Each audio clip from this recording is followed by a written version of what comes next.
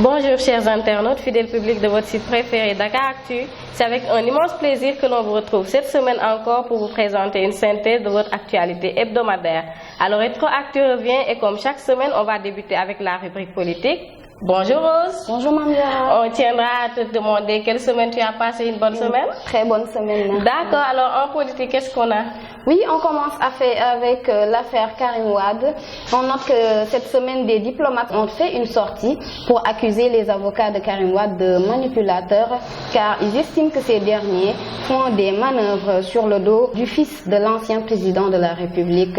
Ces derniers estiment ainsi que l'affaire Karim Wade est très juteuse, raison pour laquelle ces avocats font traîner le dossier et les procédures au Sénégal et ils comptent internationaliser le dossier pour garder le filon et se faire de l'argent. Et à Mamdiara, on continue avec l'affaire Amsatou Sow Sidibé.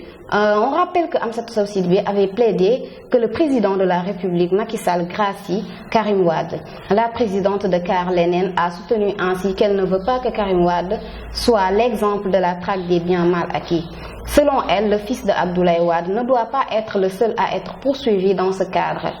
Non sans préciser que la grâce présidentielle est la meilleure solution pour libérer Karim Wade. Toujours avec Amsatou Sow Sidibé, Youssou Touré, quant à lui, a tenu à lui mettre les points sur les i.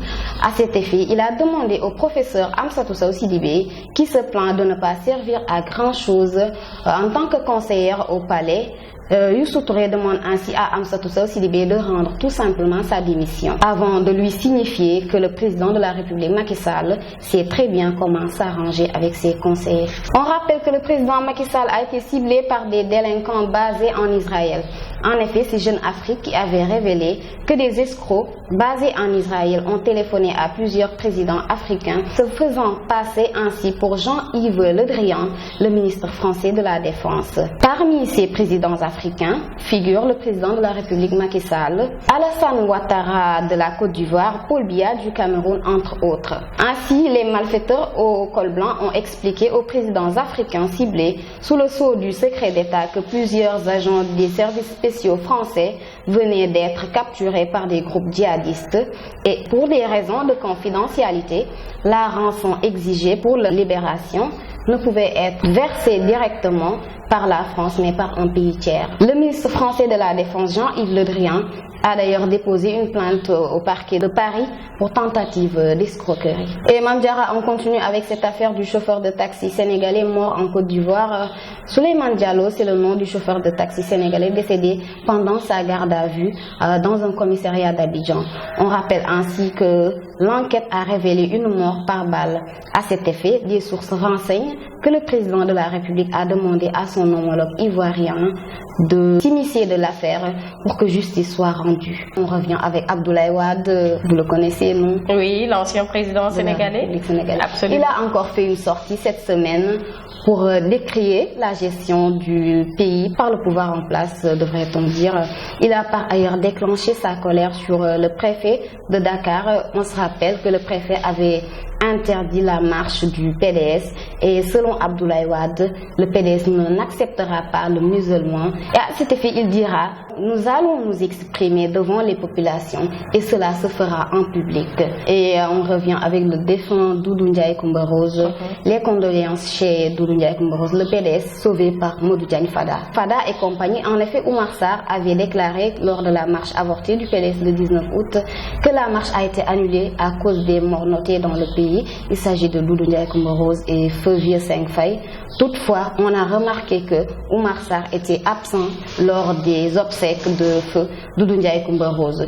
Une absence qu'on n'a pas manqué de remarquer. Toutefois, une délégation dirigée par Modou Diagne Fada qui a sauvé l'honneur et qui s'est rendue au domicile de Doudou Ndiaye Coumba Rose pour présenter les condoléances du PDS. Et on revient avec la députée maire de Bambey, Aïda Mbodj, qui a lynché le préfet de Bambey en tournée économique dans le département de Bambey. Aïda Mbodj a fait savoir que le préfet ne sait pas qu'avec l'acte 3 de la décentralisation, il lui est désormais assigné un rôle d'accompagnement. Avant de lancer à l'endroit du préfet, c'est un incompétent, il ne maîtrise pas les textes, et Aïda Mbodj d'ajouter, si c'est un membre de l'APR qu'il se dévoile, et je me dresserai contre lui. Bon, c'était tout pour l'actualité politique, Mame Diarra. On va enchaîner avec l'autre rubrique. Absolument, on enchaîne donc avec la rubrique société, et je m'excuse pour les désagréments causés par la voix.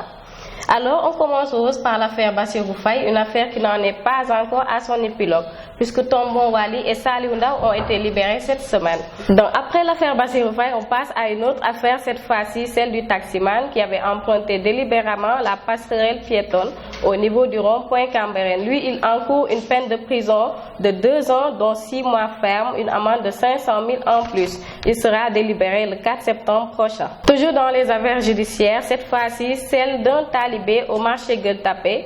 Une dame était accusée de rapt d'enfant en plus d'usage de pompe sur un enfant.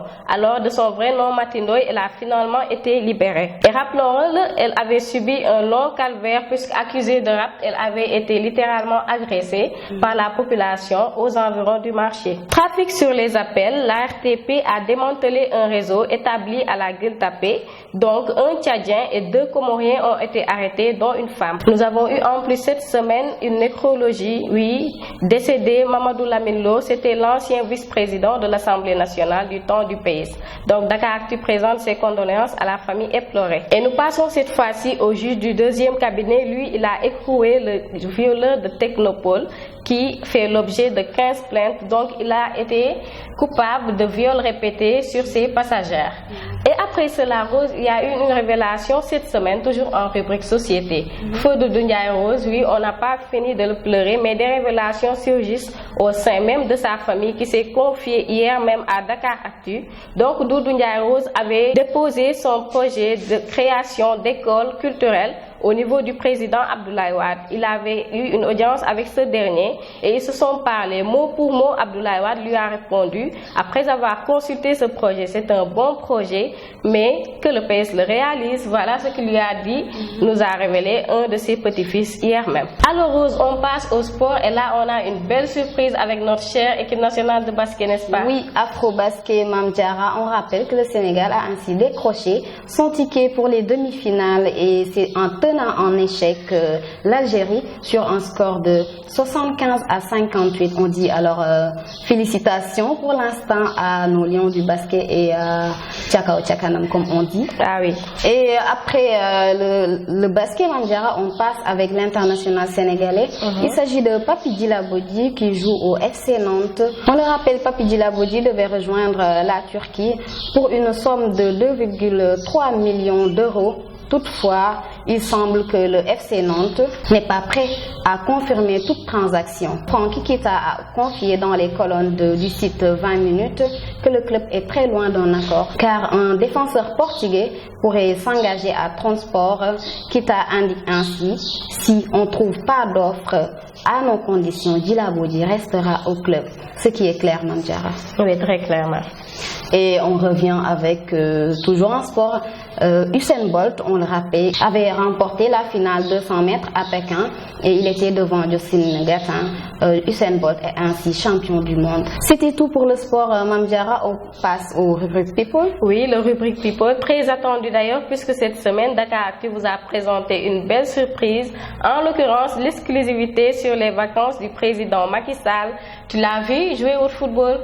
Il a bien manié le ballon, tu trouves? Très bien joué. Tu ne le dis pas pour être traîné plus tard. C'est le Messi du Sénégal. On dirait, oui. Donc, l'exclusivité vous a été offerte par votre site préféré Dakaractu. Et il n'y avait pas que le président pour les vacances. Les ministres aussi y sont d'ailleurs. Aly Ngouille Ndiaye, lui, on l'a vu sur un cheval en promenade pendant que Mary Teuw Niane lui passe ses vacances à côté des lions apparemment. Il part en promenade avec des lions, figure-toi. Très courageux, Mary Teuw Niane. T'en as peur, toi? Très peur même. Ah, évidemment. On passe à Babama. Lui, il a été nommé ambassadeur pour le climat. Donc, on le félicite. L'artiste-compositeur Babama, nommé ambassadeur pour le climat.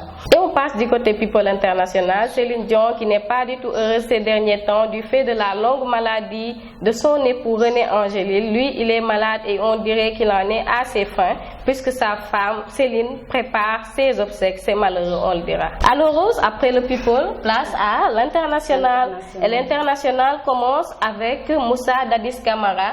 Lui, il devait atterrir cette semaine à Abidjan. Son vol a été interdit d'atterrissage et il a décidé de porter plainte à la fois contre la Guinée et la Côte d'Ivoire auprès de la CEDEAO. Après Moussa Dadis Camara, on passe au Tchad. Le Tchad va juger pour la première fois des membres présumés de Boko Haram, donc on vous l'indique, ils sont au nombre de 10. Et l'on va clôturer cette rubrique internationale par cette information qui nous est tombée hier. Donc 2 journalistes français soupçonnés de chantage contre le roi du Maroc, Mohamed VI.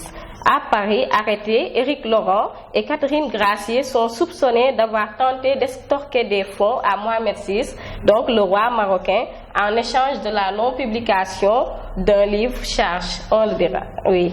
Alors on va terminer ce numéro avec une rubrique en plus insolite. Oui, rubrique insolite, la belle surprise de la fin, oui. Mame Diarra, c'est une information qui s'est passée en Honduras. Une jeune femme déclarée morte s'est réveillée dans son cercueil. Elle a poussé des cris alors qu'elle venait d'être enterrée. Son mari a demandé de l'aide au personnel pour la faire sortir de la tombe. Mais malgré les efforts, Mame Diarra, elle est finalement décédée à son arrivée à l'hôpital. C'est cette information qui met fin à votre numéro de Rétroactu. Merci et à la semaine prochaine.